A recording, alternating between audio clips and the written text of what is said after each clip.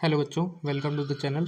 और ये आज का हम लोग का लास्ट लेक्चर होने वाला है लाइन बाय लाइन एनसीईआरटी वाले टॉपिक में। एक मिनट बच्चों। हाँ, तो लाइन बाय लाइन एनसीईआरटी वाले टॉपिक में ये लास्ट लेक्चर है। और इस लास्ट लेक्चर को समअप करने से पहले मैं आपको एक पिछले चैप्टर में जो हमने एक क्वेश्चन को छोड़ दिया था उस पर थोड़ा सा डिस्कस कर लेते हैं, ताकि वो भी बात क्लियर हो जाए। हम कॉम्प्लीमेंट वाले चैप्टर में जो एक्सरसाइज कर रहे थे उसमें मैंने आपको एक क्वेश्चन छोड़ा था कि आप थोड़ा इस पर डिस्कस करिए, और ऐसे ही मैंने एक उसका सॉल्यूशन बता दिया था। बट आज इस पर डिस्कस कर लेते हैं, एक अच्छा डिस्कशन। जैसे कि एक क्वेश्चन नंबर 6 पे हमने थोड़ा सा दिक्कत की थी कि लेट करो कि यू एक सेट है all the triangles in a plane if A is a set of all triangles with at least one angle different from 60 degree. अब यहाँ पर मैं डायरेक्ट इसके सॉल्यूशन को बता दे रहा हूँ, क्योंकि थोड़ी बहुत चर्चा सोचने का तरीका मैंने उस दिन आपको बताया था। तो यू क्या है? सेट ऑफ ऑल ट्राइंगल्स हैं। यू क्या है? सेट ऑफ ऑल ट्राइंगल्स हैं। और हमारा जो सेट है ए, वो क्या है? Set of all triangles with at least one angle different from 60। ए क्या है? सीधे ये बात लिख रहा हूँ, एटलीस्ट वन एंगल डिफरेंट होना चाहिए, डिफरेंट फ्रॉम 60 डिग्री। मतलब कम से कम एक एंगल जो है वो 60 डिग्री नहीं होना चाहिए। अब मुझे ए का कॉम्प्लीमेंट निकालना है इसी इसी बात पे। तो देखो देखो मेरी बात समझो। मैं ये पहले एक बार पता करना चाहता हूँ कि ए में कौन कौन आएगा। तो मेरे लिए आसान हो जाएगा ये पता करना कि ए में कौन कौन नहीं आएगा, क्योंकि ए कॉम्प्लीमेंट मतलब क्या होता है मैंने आपको बताया। ए कॉम्प्लीमेंट मतलब क्या होता है? यूनिवर्सल सेट में से ए को निकाल दो। तो आओ देखते हैं। देखो भैया, अगर मैं कह रहा हूँ कि at least one angle different from 60, इसका मतलब अगर मान लो कि दो एंगल 60 हो जाएं तो तीसरा तो ऑटोमेटिक 60 हो ही जाएगा। तो ये एंगल तो इसमें आएगा नहीं, क्योंकि एटलीस्ट वन चाहिए। अच्छा, लेट कंसिडर करो कि एक एंगल 60 हो भी जाए और दो ना हो। मान लो भाई, अगर एक 60 हो जाए, मान लो एक 30 हो जाए, एक 90 हो जाए, कंसिडर करते हैं ऐसा। तो ये एंगल, ये जो ट्राइंगल होगा, क्या वो ए का मेंबर होगा? हाँ सर, बिल्कुल होगा। उन्होंने बोला at least one angle different from होना चाहिए, जबकि मेरे पास तो दो एंगल है जो डिफरेंट फ्रॉम 60 है, तो मेरा काम चल जाएगा। और जैसे ही मैं एटलीस्ट वन से दो 60 करने जाऊंगा, जैसे ही मैंने कहा कि नहीं सर दो 60 हो, तो सर तीसरा 60 अपने आप ही हो जाएगा। इसका मतलब ये हुआ कि at least one triangle different from 60। इसका अर्थ ये होता है कि या तो उस ट्राइंगल में एक एंगल 60 के बराबर होगा और दूसरे दो एंगल अलग अलग होंगे, और या उस ट्राइंगल में कोई भी 60 के बराबर नहीं होगा। बात समझ आएगी कि मेरी बात? तो अगर मैं ये कहना चाह रहा हूँ कि या तो सारे मतलब एंगल जो होंगे वो 60 के बराबर होंगे, या फिर ये होगा कि वो अ, सारे कोई भी एंगल 60 के बराबर नहीं होंगे, या कोई एक 60 के बराबर नहीं होगा, क्योंकि अगर दो 60 के बराबर कर दिए तो तीसरा तो अपने आप ही 60 होना पड़ेगा। तो अगर इसका मैं कॉम्प्लीमेंट निकालता हूँ, if I form a compliment of this thing, तो ए डैश का जो कॉम्प्लीमेंट होगा वो ऑल इक्विलेटरल ट्राइंगल्स बन जाएगा, सीधे सीधे इक्विलेटरल है ना, इक्विलेटरल।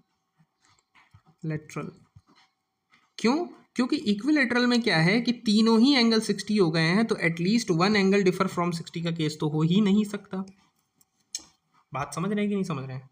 That's it. ये आपका उसका आंसर हो गया।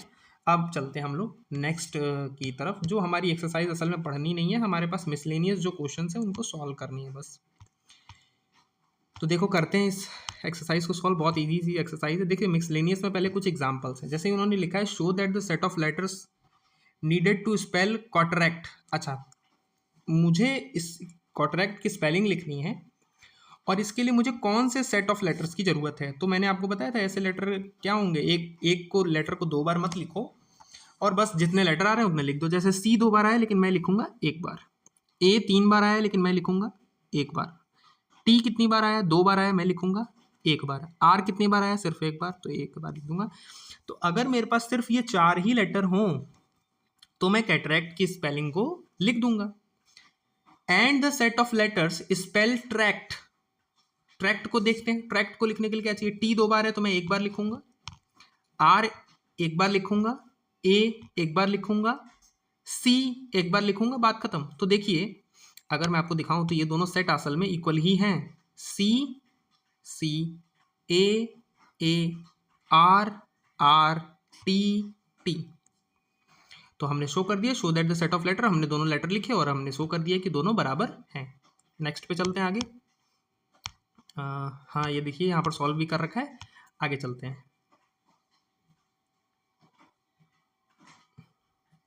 ये इन्होंने कुछ अलग तरीके से किया है, इस पर इतना आप खास ध्यान मत दीजिए, मैंने जो सोल्यूशन बताया वो एकदम परफेक्ट है, टेंशन बिल्कुल नहीं करने का।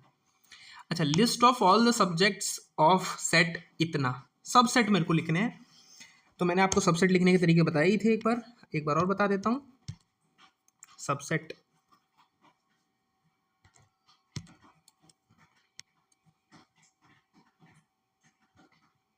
सबसेट ऑफ -1, 0 और 1। क्लियर है बात मेरी?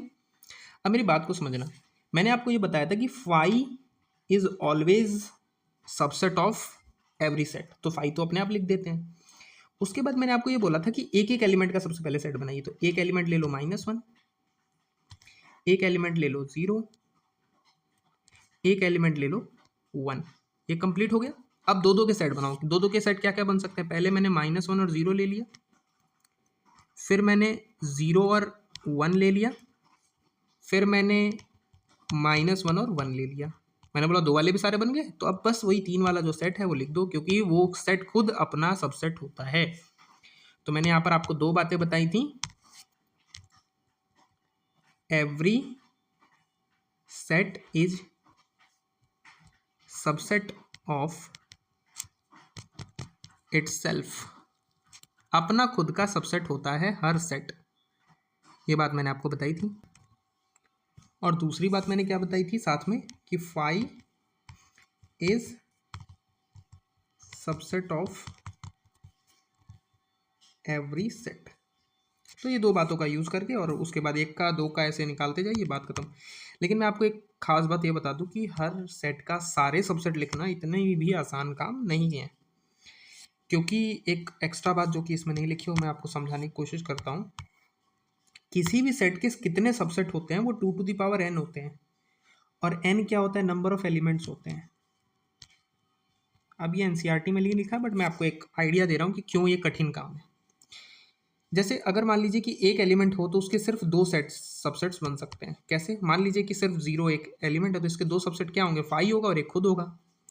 अगर किसी के पास दो अगर है, मान लो 0 1 सेट है, तो 2 मतलब कि 4 इसका आंसर होगा, मतलब 4 सबसेट्स बन सकते हैं। इसी के बाद 3 हो तो 2 3, 4 हो तो 16, देखिए कितनी तेजी से बढ़ेगा। फिर 2 5 मतलब 5 एलिमेंट्स हो 32 सेट्स बनेंगे। तो इनको ढूंढना, इनको बनाना एक कॉम्प्लिकेटेड टास्क है, इतना आसान काम नहीं है। बट फिर भी 1 2 3 4 एलिमेंट्स के लिए, इवन दो 5 एलिमेंट्स के लिए तो आप लिख ही सकते हैं। After that not possible. अच्छा, इसका क्या प्रूफ है? ये कभी और किसी क्लास में PNC वगैरह में करेंगे, अभी आगे बढ़ते हैं। अब आ जाइए, इसमें लिखा है decide among the following sets which set are subset of one and another. ये हमें बात करनी है। देखिए ए क्या है? A X is such that X belongs to R real number है, और एक्स सेटिस्फाई करेगा इस इक्वेशन को। तो इस इक्वेशन को अगर सेटिस्फाई करेगा तो इसके रूट होंगे। रूट के लिए मैंने बचपन की क्लास याद करिए, x² - 8x + 12 करना है, विच इज इक्वल टू 0 है। बीच वाले को ऐसे ब्रेक करो कि एडिशन या सब्ट्रैक्शन करने पर 8 आ जाए और इधर का मल्टीपल क्या हो जाए? 12 हो जाए। तो 6 और 2 मेरे को साफ सुथरा दिख रहा है कि 6x - 2x + 12 = 0 x²। इसको मैं डिटेल में नहीं बता रहा हूँ। डिटेल में इसका ये सोल्यूशन होगा कि इन दोनों का प्रोडक्ट जो होता है, जैसे कि 12x² साइन के साथ हो, अगर ये प्लस प्लस है तो दोनों में प्लस, तो हमें यहाँ भी प्लस चाहिए होता है, वही सेम चीज़। तो 6 × 2 12 और x × x x² और माइनस इंटू माइनस प्लस हो जाता है। डिटेल बात है, इतनी नहीं करनी है। तो मैं इसको डायरेक्ट लिख दूँ तो चलेगा, ठीक है। तो ये सब आप कर चुके हैं पहले के क्लासेस में। तो इसका डायरेक्ट जो आंसर आएगा वो आएगा x - 6 और दूसरे ब्रैकेट में x - 2 which is equal to 0। तो x की वैल्यू कितनी आएगी? 6, और साथ में x की वैल्यू कितनी आएगी? 2। तो ये हमारा पहला ए का जो सेट है, उसका जो अगर मैं रोस्टर फॉर्म लिखूंगा तो क्या लिखूंगा कि सर 6 और 2 इसका सेट होगा। और दूसरा क्या है? 2 4 6 है बी, सी क्या है 2 4 6 8 है, डी क्या है सिर्फ 6 है। तो देखो अगर मैं बनाना चाहूँ तो पहले इस सबसे छोटे वाले को ले लेता हूँ, डी वाले को।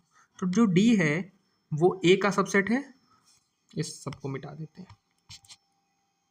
आप समझ गए ना 6 और 2 कहाँ से आते हैं, इनकी क्या जरूरत है हमें। अब काम की बातें कर लेते हैं।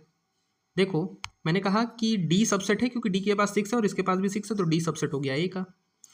लेकिन इसके साथ साथ जो डी है वो सी का भी सबसेट है, और जो डी है वो बी का भी सबसेट है, क्योंकि देखिए उन सबके पास, इसके पास भी 6 है, इसके पास भी 6 है। आगे बढ़ते हैं। अब इससे छोटा जो है वो यही वाला है 6 और 2 वाला, तो ए ले लेते हैं। ए जो है वो सबसेट है बी का, बिल्कुल है सर, 6 और 2 दोनों दिख रहा है मुझे। ए जो है वो सबसेट है सी का, बिल्कुल सर, 6 एंड 2 दोनों मुझे दिख रहा है। अब अगली बात कर लेते हैं किसी का। अब उससे बड़े सेट को ले लेते हैं, बी को ले लेते हैं। तो बी मुझे सर साफ सुथरा दिख रहा है कि वो सिर्फ और सिर्फ सी का सबसेट हो सकता है और किसी का सबसेट नहीं हो सकता। और लास्टली अगर मैं देखूं, इसके अलावा मैं सबसे बड़ा सेट अगर सी ले लूंगा तो किसी का भी सबसेट नहीं है। आगे बढ़ जाए, आगे आ जाते हैं। जिन क्वेश्चनों पे पीछे जाके अच्छी जगह पढ़ाने की जरूरत है तो वहाँ पे करेंगे, जो आसान क्वेश्चन उनको उड़ाते चलेंगे। In each of the following determine whether the statement is true और फॉल्स बताना है। If it is true then proof भी करना है भाई साहब। अब ये थोड़ा सा आपका समय लगेगा।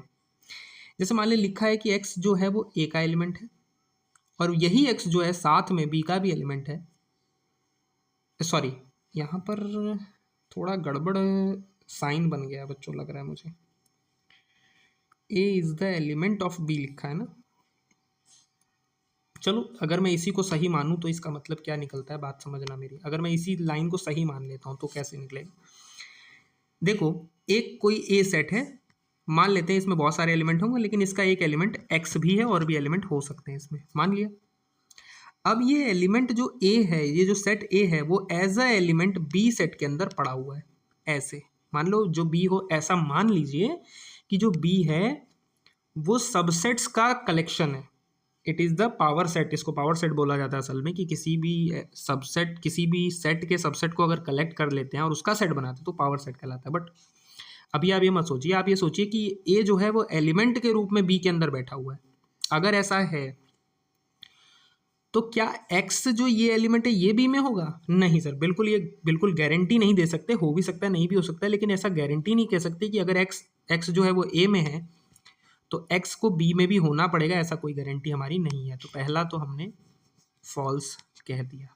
ये क्या हो गया? फॉल्स हो गया। एग्जाम्पल अगर आपको इसको बनाना हो तो आप इसका एग्जाम्पल ऐसे बना लीजिए। मान लो कि ए आपका कोई सेट है, मान लो उसके अंदर कोई एलिमेंट है 5, ठीक है ना, और बी कोई आपका सेट है जिसमें एलिमेंट्स हैं 1 2 एंड वो एलिमेंट, वो सबसेट 5, मान लो ऐसा है।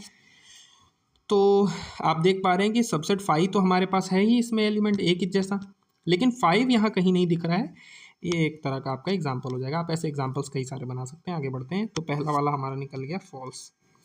अगर ए सबसेट है बी का और बी जो है वो सी में है, तो क्या ए जो है वो सी में बिलोंग करेगा? सर बिल्कुल नहीं करेगा। इसमें भी गड़बड़ी वही हो रही है कि मान लो कि सर ए 5 है, बी जो है वो 5 और 6 है, ऐसा मैंने मान लिया, लेट कंसिडर करिए, और बी एज अ एलिमेंट एक तीसरे सेट में पड़ा हुआ है, ये मान लो बी, और मान लो और भी कुछ एलिमेंट इसमें लिख लेता हूँ। जैसे मान लीजिए मैंने इसमें लिख लिया कि कुछ भी लिखना पड़ेगा, मान लो इसमें लिख दिया मैंने 7, इसमें लिख दिया 9, ऐसे लिख दिया।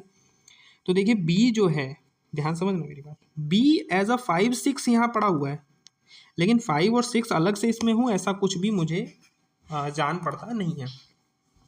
ठीक है, आगे बढ़ते हैं। तो पहला फॉल्स, दूसरा फॉल्स। और अगर गलती से बच्चों ये हुआ होगा कि A is the subset of B, यहाँ अगर सबसेट का साइन होना चाहिए तब कुछ एनालिसिस बदल सकती है। अच्छा, A is the subset of B is the subset of C, तो A is the subset of C. Sir बिल्कुल एकदम सही बात है। अगर ए जो है वो बी के अंदर है, ये ए है, मान लो ये बी है, और जो बी है वो सी के अंदर है, तो ए ऑटोमेटिकली सी के अंदर हो जाएगा। तो मैंने वेन डायग्राम से इसको ट्रू बता दिया। ए अगर सबसेट नहीं है बी का, अब पकड़ो भैया, मान लो ए जो है वो सबसेट, इसको वेन डायग्राम बनाओ क्या, देखते हैं हो जाता है। ए अगर सबसेट नहीं है बी का, ए और बी अलग अलग है, अच्छा, मैंने डिसजॉइंट मान लिया, असल में ए इज़ द नॉट सबसेट का मतलब ये भी हो सकता है क्योंकि सबसेट बस नहीं बनाना है मुझे, ऐसा नहीं करना है कि सारे एलिमेंट ही अलग अलग हैं, तो ये दोनों कैसे हो सकते हैं। और बी जो है वो सबसेट नहीं है सी का, तो एक ये भी बन सकता है, या फिर ये भी बन सकता है कि थोड़ा सा किसी एक से इंटरसेक्ट कर रहा होगा, क्या दिक्कत है इसमें। तो ए जो है वो सबसेट नहीं होगा सी का, ये थोड़ा सा कहना मुश्किल हो सकता है, क्योंकि मैं एक इसमें स्ट्रक्चर ऐसा बना सकता हूँ, अगर आप समझें मेरी बात को, कि जो ए है वो ए सी का सबसेट नहीं होगा, ऐसा कैसे कह सकते हैं। मान लो कि मैंने एक ऐसा सेट बनाया है, ऐसा वाला, तो ये तो कन्फर्म, इस वाले फिगर को अब देखो, ध्यान से देखना इस फिगर को जो मैंने नीचे बनाया, ये एक तरह का एग्जाम्पल ही है, इसको ऐसा मत ट्रीट कर लेना कि सर आप क्या क्या बना रहे हैं इधर उधर, ये भी एक तरह का एग्जाम्पल है। और असल में ये जो मैं बता रहा हूँ वेन डायग्राम से, इसके मदद से आप हज़ारों एग्जाम्पल क्रिएट कर सकते हैं। मैं तो आपके दिमाग में बस इंक्विजिटिवनेस ला रहा हूँ कि कैसे इसको सोचा जाए। अब देखो बी जो है, इस फिगर में क्या क्या दिया हुआ है, ए जो है वो सबसेट नहीं है बी का, हाँ सर ये करेक्ट इसमें दिया हुआ है। अच्छा, बी जो है वो सबसेट नहीं है सी का, ये पता है, हाँ सर ये जो बड़ा वाला काले वाला हमने बना रखा है ब्लैक वाला, ये सी ही तो है। लेकिन इस फिगर से एक बात और क्लियर है कि जो सी है वो सबसेट, जो ए है वो सबसेट है सी का इस केस में, क्योंकि देखो ए सी के अंदर पूरी तरह से ए दिख रहा है। तो कंफर्म बात है कि ऐसे बनाए जा सकते हैं, और वैसे अगर आप कहें तो मैं वैसा वाला भी बना सकता हूँ, एक ही लास्ट बनाऊंगा, इसके बाद मैं इसमें आप बनाते रहिएगा। जैसे मान लो कि मैंने ए लिया 5, बी लिया कंसिडर करो कि 6 ले लिया, डिसजॉइंट ही मान लेते हैं, ठीक है। सी लेता हूँ मान लो 5, फिर से सी भी 5 ले लिया, तो A is not the subset of B, B is not the subset of C, but A is the subset of C, दिख गया मुझे क्योंकि ए और सी आपस में बराबर ही हैं, तो बात खत्म। ऐसे आप और भी बहुत सारे बना सकते हैं, इसमें कोई खास बात नहीं है। आगे बढ़ते हैं। आगे लिखा हुआ है अगर एक्स बिलोंग कर रहा है ए में और ए जो है वो सबसेट नहीं है बी का, तो एक्स बिलोंग करेगा बी में। अरे ये कौन सी बात हुई, ए है कोई यहाँ पर, मान लो एक्स इसके अंदर पड़ा हुआ है, ठीक है। ए जो है वो बी का सबसेट नहीं है, तो दो केसेस हो सकते हैं, या तो वो ऐसा हो और या बी बाहर हो, बी दो हो सकते हैं, या तो बी यहाँ हो या तो बी यहाँ हो। तो भाई इस केस में भी देखो एक्स बाहर रखा हुआ है, इस केस में तो है ही नहीं, तो ये बिल्कुल ज़रूरी नहीं है कि एक्स बिलोंग करे बी में, ठीक है। तो ये भी फॉल्स हो गया, बल्कि ये वाला भी आपका फॉल्स ही था, है ना, सही है ना, ये सबसेट बी, बी से, हाँ ठीक है। अच्छा, ए अगर सबसेट ऑफ बी का और एक्स जो है वो बी में नहीं है, तो क्या वो ए में भी नहीं होगा, ये भी गलत ही है। कैसे गलत है, वेन डायग्राम बनाता हूँ अभी, एकदम क्लिस्टर क्लियर हो जाएगा। देखो ए सबसेट है बी का, ए है जो वो सबसेट है बी का, और कोई भी एलिमेंट जो एक बी में नहीं है, क्या वो ए में भी नहीं होगा। जो एलिमेंट बी में नहीं है, अच्छा जी एकदम करेक्ट है भैया, जो एलिमेंट बी में नहीं है, मान लो कि बी में तो यहाँ कहीं भी, हाँ एकदम सही है बच्चा, ये तो मैंने थोड़ा सा तेजी में गड़बड़ बोल दिया, लेकिन ये एकदम करेक्ट है। लास्ट वाला आंसर 2 आएगा, अगर कोई एलिमेंट बी का नहीं है तो ए का होने से रहा, क्योंकि ये तो बी के अंदर है। क्लियर, हाँ एकदम सही बात है। आ जाओ नेक्स्ट बढ़ते हैं आगे। ए बी सी 3 सेट्स हैं, ए यूनियन बी जो है ए यूनियन सी के बराबर है, ए इंटरसेक्शन बी जो है ए इंटरसेक्शन सी के बराबर है, सोल्व करिए बी इक्वल टू सी है। अब ध्यान से देखो मेरी बात, अगर मैं कहूँ कि मुझे प्रूफ करना है बी इक्वल टू सी, ठीक है, तो इसको करने के काफ़ी तरीके हैं। अब मैं आपको कैसे बताऊँ इसको कैसे किया जाए, सोचते हैं इसको कैसे करते हैं। अगर मैं इसको वेन डायग्राम बनाऊँ तो ये बी है, मान लो ये ए है और ये बी है, तो ए यूनियन बी मान लो क्या हो जाएगा, ये हो जाएगा। क्लियर है, यूनियन बी ये हो जाएगा, और ये जो है वो ए यूनियन सी के बराबर है, ए यूनियन सी के बराबर है। वैसे मुझे वहीं से दिख रहा है, लेकिन अब मैं इसको सबसे सिंपलेस्ट फॉर्म में कैसे बताऊँ आपको, वैसे तो वो यहीं दिख रहा है ना, लेकिन इसको सबसे सिंपलेस्ट फॉर्म में कैसे बनाया जाए। हम्म सबसे सिंपलेस्ट क्या बन सकता है भाई,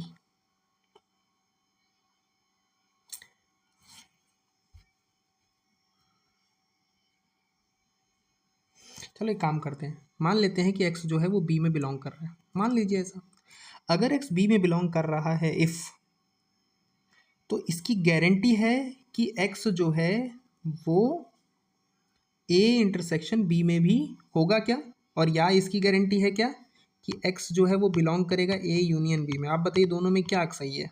पॉज करिए, थोड़ा सा सोचिए, उसके बाद मुझे बताइए। तो मैं बोलूँगा कि सर इंटरसेक्शन में हो इस बात से ये गारंटी नहीं दे रहा, ये तो गारंटी सिर्फ इसका दे रहा है कि वो बी में है, ये गारंटी वाली चीज़ नहीं है। लेकिन ये गारंटी वाली चीज़ है कि अब अगर ये कोई एलिमेंट बी में आ गया तो उस एलिमेंट का यूनियन किसी के भी साथ लीजिए, एक्स जो है उसके यूनियन में आ ही जाएगा। बात समझ आई कि नहीं आई? अच्छा एक बात बताओ, मैं कह रहा हूँ कि जो एक्स है वो बी में है, तो अब दो बातें और हो सकती हैं इसमें, मान लो, है ना। चलो इस पे बाद में चर्चा करते हैं, पहले इसी को सॉल्व करते धीरे धीरे। चलो नेक्स्ट आ जाओ। तो मैं कह रहा हूँ कि ये तो होगा, पहली बात तो हो गई कि हाँ sir x belongs to A union B, confirm होगा ही। अगर ऐसा है तो अब हमारे पास दो केसेस बने। दो केसेस क्या क्या हैं? एक केस तो ये बना कि मान लो कि ये एक्स जो बी में है वो सी में भी हो, मान लो सी में भी हो। तो अगर ऐसा होता है तो यहाँ पर मैं एक बात प्रूफ कर दूंगा कि बी जो है, सॉरी सी जो है वो बी का सबसेट है, सी जो है वो बी का सबसेट है। एक बात तो मैं यहाँ प्रूफ कर दूंगा इस बात से, अगर ऐसा हुआ तो। लेकिन आप बोलेंगे सर क्यों एक्स सी में हो, एक्स सी में नहीं हुआ तो? हाँ तो कोई दिक्कत नहीं है, अगर एक्स सी में नहीं है तो मेरे पास दूसरा रास्ता है। फिर क्या रास्ता है उसको देखो ध्यान से, मेरे पास उसके लिए एक दूसरा रास्ता है कि भाई अगर x जो है c का एलिमेंट नहीं हुआ तो यहाँ से मैं कंफर्म कह सकता हूँ कि x जो है, देखिए अगर मैंने कोई एलिमेंट a यूनियन b से लिया था तो वो अब अपने आप a यूनियन c का हो जाएगा, तो x a यूनियन c में हो जाएगा। और मैंने पहले केस में तो बता दिया कि अगर पहला केस माना तो ये हो जाएगा। अगर मान लो कि x belongs to not belongs to c है तो कन्फर्म अगर x c में तो है ही नहीं, पेन बदल दे रहा हूँ, c में तो है ही नहीं सेकंड केस में, और अगर ऐसा हुआ तो वो कन्फर्म ही कहाँ होगा, ए में होगा। होगा कि नहीं होगा?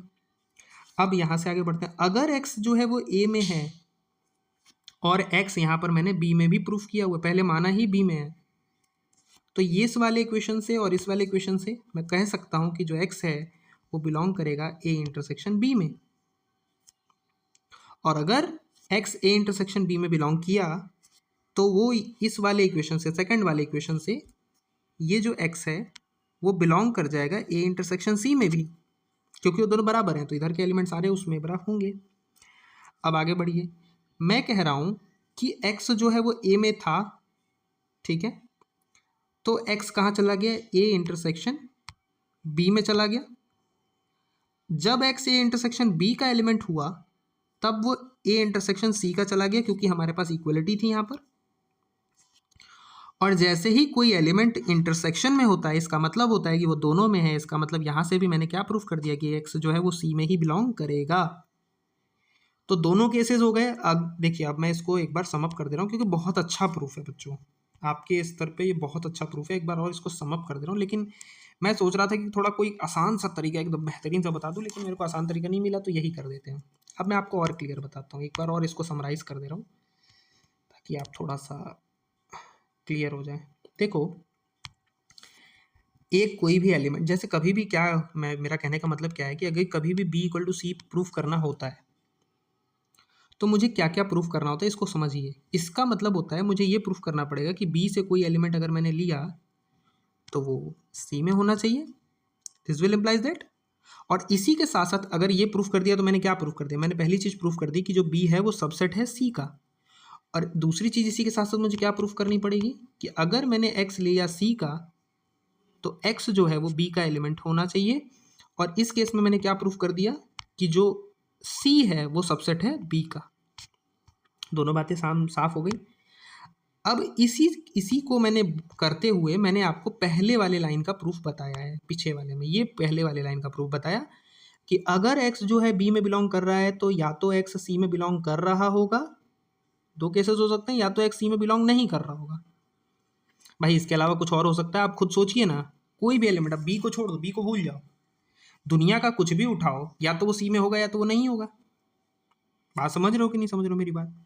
या तो कोई मेरा सब्सक्राइबर होगा या नहीं होगा। ऐसा कैसे होगा कि सब्सक्राइबर है और नहीं है, या नहीं है या सब्सक्राइबर है? कुछ ऐसा नहीं हो सकता। तो जब अगर वो इसमें नहीं बिलोंग कर रहा है तब मैंने पूरा प्रूफ आपको लिख के दिखाया अगर बिलोंग कर गया तब तो वही बात खत्म हो गई ना कि एक्स एक चीज़ बिलोंग कर रहा था और मैंने बोला ये बिलोंग कर रहा है, तो पहले केस ही यहीं पर लिखा हुआ है, तो यहाँ तो अब ऑटोमेटिक बी सबसेट हो जाएगा सी का। लेकिन अगर ये केस नहीं हुआ, अगर ये वाला केस नहीं है कि जो एक्स है वो सी में नहीं है, तो फिर एक्स सी में अगर नहीं है तो एक्स जो है वो सीधे सीधे बिलोंग कर जाएगा ए यूनियन बी में, ए यूनियन बी से वो चला जाएगा बी यूनियन सी में। बी यूनियन सी ही था ना भाई, कहीं उल्टा पुल्टा ना लिख दूँ, नहीं ए यूनियन सी में सही हुआ, मैं समझ ही रहा था। तो वहाँ से वो चला जाएगा ए यूनियन सी में। क्यों चला जाएगा? क्योंकि हमारे पास ये वाली ऊपर जो देखिए ऊपर इक्वलिटी लिखी है ना, A union B equal to A union C, अगर ए यूनियन में है तो और ए यूनियन सी आपस में बराबर है तो एक्स जो है वो इसमें बिलोंग कर जाएगा, इसमें बिलोंग कर गया। मैंने बोला वो एलिमेंट सी का है, मतलब सी का है ही नहीं, तो बी से वो कहाँ चला गया एलिमेंट, ए में चला गया। अगर सी का नहीं और यूनियन में है तो दूसरे वाले में होगा। अगर ए में चला गया और वो बी में भी है, तो दोनों में अगर कोई एलिमेंट है तो वो इंटरसेक्शन में आ जाएगा, ए इंटरसेक्शन बी में। अगर वो ए इंटरसेक्शन बी का एलिमेंट है, फिर ऊपर देखो, ऊपर वाली जगह पे आओ यहाँ पे, अगर वो ए इंटरसेक्शन बी का एलिमेंट है तो फिर वो ए इंटरसेक्शन सी का भी एलिमेंट होना पड़ेगा। लेकिन मैंने तो बोल दिया है पहले ही कि वो सी का एलिमेंट नहीं है। अगर सी का एलिमेंट नहीं है तो किसका एलिमेंट होगा कंफर्म? अगर वो सी का एलिमेंट नहीं है तो वो कंफर्म किसका एलिमेंट होगा? क्या कह रहा हूँ मैं, सही कह रहा हूँ क्या?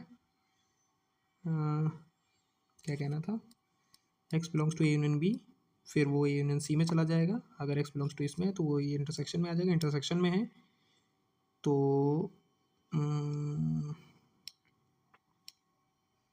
हाँ, तो क्या हो जाएगा, हाँ तो बात सही हो गई, मैं थोड़ा सा इधर उधर चला गया था।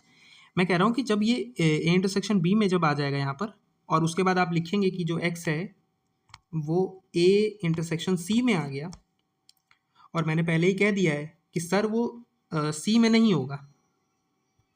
अगर सी में नहीं है तो कंफर्म कहाँ होना चाहिए, ए में होना चाहिए। बात क्लियर हो रही है कि नहीं हो रही है? ए में होना चाहिए। अच्छा सर ए में होना चाहिए तो इससे मिला ही क्या मुझे, पहले भी तो ए में ही था, पहले भी तो ए में ही था।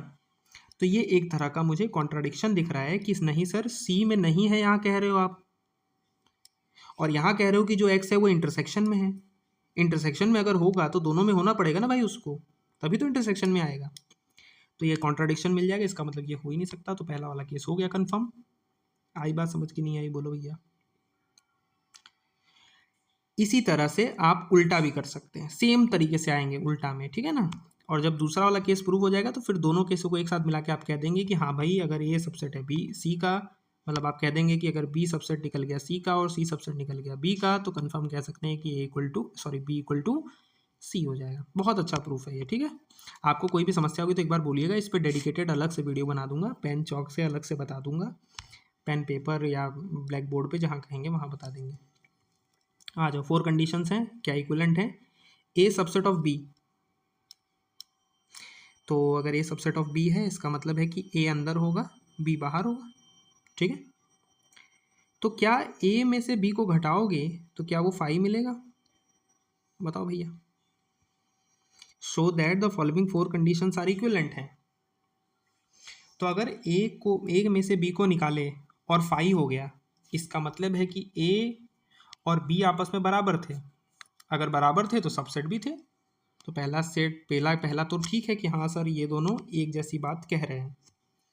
अच्छा, अगर ए यूनियन बी निकाला आपने और बी ही आ गया, ए यूनियन बी निकाला और बी ही आ गया। अच्छा, अगर बी आ गया तो मैं क्या कह सकता हूँ इस केस में, so that the 4 conditions are equivalent, ठीक है। अगर ए यूनियन बी के ही बराबर आ जाए तो मैं क्या कह सकता हूँ इस केस में, मैं ये कह सकता हूँ कि जो ए है और जो बी है उसके बीच में एक रिलेशन होगा। क्या रिलेशन होगा? कि जो ए होगा वो सबसेट होगा, ठीक है। ए सबसेट होगा बी का, वही लिखा हुआ है वहाँ पर। अच्छा, अगर ए इंटरसेक्शन बी जो है वो ए हो तो, अच्छा सर इंटरसेक्शन ए के बराबर है तो इसका मतलब जो ए रहा होगा वो बी के अंदर बैठा होगा, तभी तो इंटरसेक्शन सिर्फ ए मिला होगा। तो तीनों ही जो चीज़ें हैं वो एकदम सेम है, सेम कंडीशंस हैं, इसमें कोई भी समस्या वाली बात नहीं है। अगर आप इसको समझना चाहें तो एक तरीके से और समझ सकते हैं, मैं आपको समझाता हूँ। तो इसके लिए मेरे को थोड़ा सा वेन डायग्राम टाइप बनाना पड़ेगा कि भाई अगर ये ए है और इसमें से आपने बी को निकाला होगा, मान लीजिए इसी के ऊपर बी चढ़ा हुआ है, तो कुछ नहीं बचेगा, तब ए सबसेट हो गया बी का अपने आप। तो इस तरह वेन डायग्राम से भी आप जा सकते हैं, छोड़ देते हैं इसको, आगे बढ़ते हैं। शॉर्ट करना है, अगर ए सबसेट है बी का, सी माइनस बी भी सबसेट होगा सी माइनस ए का, और सी क्या है, सी एनी सबसेट है, एनी सेट है। बहुत अच्छा क्वेश्चन है ये भी, अगर आप प्रूफ के हिसाब से देखें तो बहुत अच्छा क्वेश्चन है कि भैया ए सबसेट है बी का, पहले से कह रखा है। हमें प्रूफ करना है कि सी माइनस बी जो सबसेट होगा सी माइनस ए का। तो यहाँ पर सिर्फ आपको एक केस प्रूफ करना पड़ेगा बच्चों, कि जो एक्स है वो बिलोंग करेगा सी माइनस बी में, मान लेंगे, लेट करेंगे ऐसा, और फिर मैं इसको प्रूफ कर दूं अगर कि जो एक्स है वो सी माइनस ए में भी है, तो आपका ये प्रूफ हो जाएगा। तो चलो करने की कोशिश करते हैं। मान लेते हैं, कंसिडर करो कि जो एक्स, लेट कर लो, लेट एक्स जो है वो बिलोंग कर रहा है सी माइनस बी में, ठीक है। अगर ये सी माइनस बी में बिलोंग कर रहा है, ठीक है, तो ये कंफर्म बात है कि जो एक्स होगा वो सी में होगा बट नॉट इन बी होगा। मतलब ऐसा लिख सकता हूँ मैं इसको, बड़ा बड़ा लिखने से अच्छा है कि x is not belongs to B होगा, तभी तो ये इसमें आया होगा। अच्छा, अगर एक्स जो है सी में आ गया और बी में नहीं है, अगर कोई चीज़ बी में ही नहीं है, बी में नहीं है, मैंने बोला कि कोई एलिमेंट एक्स सी माइनस बी में है, ठीक। अब वो एलिमेंट अगर सी माइनस बी में है तो वो सी एक्स जो है वो सी में होगा, ठीक है, और बी में नहीं होगा। अब बी में नहीं है तो क्या वो ए में हो सकता है, इस बारे में चर्चा करनी पड़ेगी कि अगर वो बी में नहीं है, सोचना पड़ेगा। एक बार मैं आपको ये बताता हूँ, जैसे जैसे ए अंदर बैठा है, बी बाहर बैठा है, ठीक है, और कोई एक ऐसा एलिमेंट एक्स है जो बी में ही नहीं है, समझ आ रही बात। तो वो ए में भी तो अपने आप नहीं होगा, क्योंकि ए उसके सबसेट में है। तो कंफर्म मैं कह सकता हूँ कि अगर एक्स बिलोंग टू कर रहा है सी में, बट अगर ये वाला केस हमारे पास होता है, अगर ये हो रहा है कि एक्स जो है बी में नहीं है, तो अपने आप एक्स जो होगा वो ए में भी नहीं होगा। क्यों नहीं होगा? सिंस में अगर आप लिखना चाहें, सिंस अगर लिखना चाहें तो आप लिख सकते हैं कि since A is the subset of B है, ठीक है। सिंस नहीं बन पा रहा है तो इससे अच्छा है इसको मैं सुंदर सा सिंस लिख देता हूँ। और भाई ये भी सुंदर नहीं लिख पा रहे हैं भाई, समझ गए ना भाई। सिंस मतलब इसका रीज़न बता रहा हूँ कि ऐसा क्यों हो रहा है, समझ जाना, ठीक है। थोड़ी सी कमी की वजह से ऐसा चल रहा है, बट हाँ। तो यहाँ से मैं इस वाली लाइन को देखूंगा तो ये डेफिनेशन बन रही है कि एक्स जो है वो बिलोंग कर रहा है सी माइनस ए में। प्रूव हो गया। तो अच्छे प्रूफ्स हैं, इनको जरूर करना है, 1-2 बार 3 बार करना, दिक्कत आए कमेंट करना, सब बताना, ठीक है। प्रूफ करेंगे अलग से हम लोग, अगर कोई भी समस्या हुई आप लोग को तो। अगर समझ आ गया तो बात ही खत्म। अच्छा आगे देखो क्या लिखा हुआ है। शो करना है 2 सेट्स हैं, ए इंटरसेक्शन बी है, यूनियन ए माइनस बी है, या ए यूनियन बी माइनस ए है, ए यूनियन बी है। तो बताना है ये दोनों सेट के बारे में क्या होगा। देखो भाई, ए इंटरसेक्शन बी का मतलब क्या होता है, सीधा सीधा प्रूफ कर देते, इसमें ज़्यादा तामझाम नहीं करेंगे। ए इंटरसेक्शन बी का मतलब ये मिड वाला पार्ट, ये जो मिड वाला पार्ट है ये इंटरसेक्शन बी है। इसका यूनियन लेना है ए माइनस बी से, यूनियन लेना है ए इंटरसेक्शन बी का, यूनियन लेना है ए माइनस बी से। ए माइनस बी क्या होगा बताओ? ए माइनस बी होगा इधर वाला पार्ट, ये वाला। तो मुझे सीधे सीधे ए ही तो मिला पूरा का पूरा, कलरफुल जो भाग है वो ए ही तो है सिर्फ। क्यों? अगर मैं इन सबको मिला दूँ, यूनियन कर दूंगा तो ए मिलेगा। पहला प्रूफ हो गया वेन डायग्राम से। भाई देखो, वेन डायग्राम एक तरह का प्रूफ है, लेकिन एक प्रूफ वो भी होता है जो मैंने अभी थोड़ी देर पहले आपको कराया था, कि भाई ले लो एक्स बिलोंग कराओ ए में, फिर एक्स को बिलोंग कराओ उस बड़े वाले पूरे सेट में, फिर उस बड़े वाले सेट से पूरा एक एलिमेंट ले लो उसको बिलोंग कराओ ए में, तब बोलो। ये भी एक तरीका है, लेकिन यहाँ पर ये तरीका बहुत ही बड़ा और कॉम्प्लिकेटेड हो जाएगा, तो वो मैं करा नहीं रहा हूँ। कभी आपको मन ही करे कि नहीं सर मुझे वही प्रूफ देखना है, तो कहने का, ठीक है ना, कर देंगे उसको, ऐसा कोई खास बात उसमें है नहीं। अच्छा यहाँ देख लो, दूसरे वाले को देख लो, ए यूनियन करना है बी माइनस ए में से। आ जाओ, ये ए है, ये है, बी माइनस ए निकालना। मान लो अगर ये है और ये बी है, तो बी माइनस ए क्या होगा, ये वाला पोर्शन। रुको रेड पेन ले लेते हैं। ये वाला पोर्शन होगा बी माइनस ए, क्लियर है। और बोल रहा है कि इसका यूनियन लेना है ए के साथ, यूनियन लेना है ए के साथ। तो अगर ए के साथ अगर इसका यूनियन ले ही लिया आपने तो ये क्या बन गया, ये तो ये पूरा ही लेना पड़ेगा, ये ए है और इसका पूरा यूनियन माइनस के साथ लेना है, तो पूरा का पूरा क्या बन गया, ए यूनियन बी का पोर्शन बन गया ना। ये भी प्रूफ हो गया। ये भी बहुत आसान क्वेश्चन है बच्चों। ए यूनियन बी लेना है, उसके बाद उसका यूनियन ले ले, ए इंटरसेक्शन बी लेना है सबसे पहले। बहुत आसान क्वेश्चन है सब। आपको वेन डायग्राम में देख के आप इसको आराम से प्रूफ कर सकते हैं कि भाई ए इंटरसेक्शन बी है, तो ए ये बी ये मान लो, तो इंटरसेक्शन मतलब बीच वाला पूरा पोर्शन, ठीक। और इसको मेरे को यूनियन करना है ए के साथ, सिर्फ ये ए के साथ यूनियन करना है, तो सिर्फ ए ही तो बचा, बी वाला तो कोई मिला ही नहीं मुझे। इसी तरह आप इसको कर लीजिए कि ए का इंटरसेक्शन लेना है यूनियन के साथ, तो यूनियन क्या होगा पहले ये समझो, यूनियन ये पूरा का पूरा होगा, ये सारा मिला के यूनियन होता है। मैंने आपको वेन डायग्राम जिस दिन समझाया था उस दिन समझाया था। यूनियन ये सारा है, इसका इंटरसेक्शन करना है ए के साथ, इंटरसेक्शन मतलब कॉमन लेना है। तो कॉमन में क्या मिलेगा मुझे, तो सर कॉमन में ये मिलेगा कि ये ही बस नहीं रहेगा आपके पास, और सब रहेगा। तो अगर ये नहीं रहेगा तो क्या रहेगा, सिर्फ और सिर्फ ए रहेगा, ख़त्म। अच्छा लिखा है कि अगर ए इंटरसेक्शन बी जो है वो इक्वल है ए इंटरसेक्शन सी के, तो कहीं से भी ये नहीं प्रूफ होता है कि बी जो है वो not equal to sorry B जो है वो इक्वल है सी के। एकदम सही बात है, एकदम करेक्ट बात है। ये कैसे करेक्ट बात है, देखो भाई वेन डायग्राम में बता दूं क्या, ध्यान सुनो मेरी बात।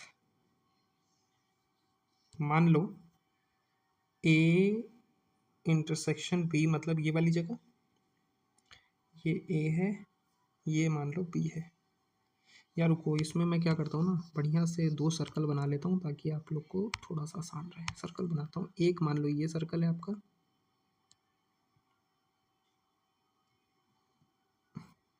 वेट, अब ये सर्कल मान लो यहाँ लिखा मैंने, दूसरा सर्कल मान लो मैंने बनाया और इस सर्कल को बना दिया यहाँ। कंसिडर करो कि ये सर्कल और ये सर्कल कौन कौन से हैं। मान लो कि ये सर्कल ए है, ये सर्कल बी है, तो ए इंटरसेक्शन बी क्या हो जाएगा, ये बीच वाला पोर्शन हो जाएगा, ठीक है। और ये बराबर है ए इंटरसेक्शन सी के। तो जैसे मान लो कि ए इंटरसेक्शन सी मुझे बनाना है और कॉमन बनाना है, तो क्या कर सकता हूँ मैं, एक और सर्कल बना लेता हूँ मैं इसी सेम रेडियस का, ठीक है।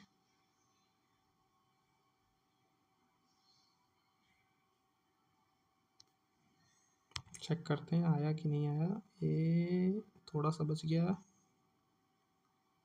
थोड़ा सा बड़ा कर लेते हैं, रुक जा भाई मेरे, देखते हैं अब आया कि नहीं आया। थोड़ा बढ़ गया, तो आप ऐसा करो ना, एक काम करो, इसको हटाओ, ऐसा काम करते हैं कि इसका एक वो वाला प्रूफ बना लेते हैं। तब ये प्रूफ अगर नहीं काम कर रहा तो इसका वो प्रूफ बना लेते हैं जो नंबर को डिनोट ले करके रखता हो, ठीक है। देखो मेरी बात सुनो, मुझे ए इंटरसेक्शन बी को ए इंटरसेक्शन सी के बराबर करना है। तो ए मान लो क्या हो गया, ए मान लो कोई है 1 2 3 4, बी मान लो कुछ है, कंसिडर करते हैं 4 5 6 7, और सी मान लो 4 4 8, ऐसा मान लिया मैंने। अब ये तीनों सेट लेके अब इसको प्रूफ करने की कोशिश करते हैं। देखो एक बात तो कंफर्म है ना कि बी और सी बराबर नहीं है। देखो बी और सी यहाँ इक्वल का है कि नीड नॉट एम्प्लाई, तो मैंने यहाँ पर बी और सी को बराबर नहीं लिया, लेकिन ये केस फॉलो हो रहा है साफ सुथरा। आप देखिए कैसे, ए इंटरसेक्शन बी अगर निकालता हूँ मैं तो देखो 4 कॉमन दिख रहा है दोनों में, तो मैंने 4 लिख लिया यहाँ।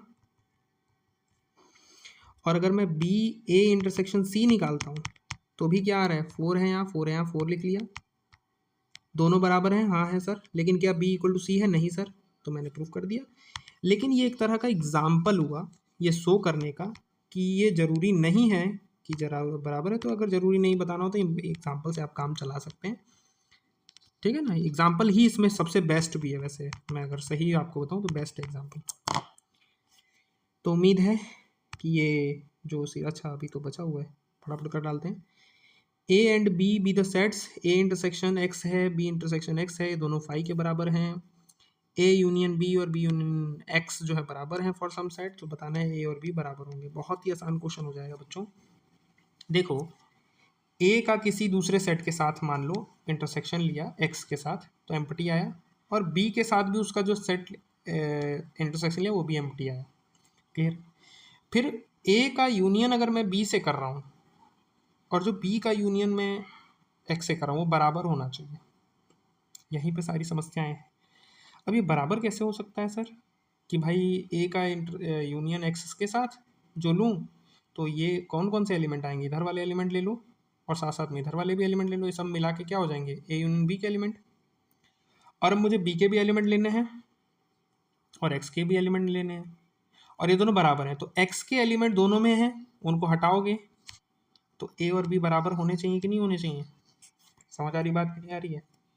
तो यहाँ से मैं ऐसे प्रूफ इसको दे सकता हूँ।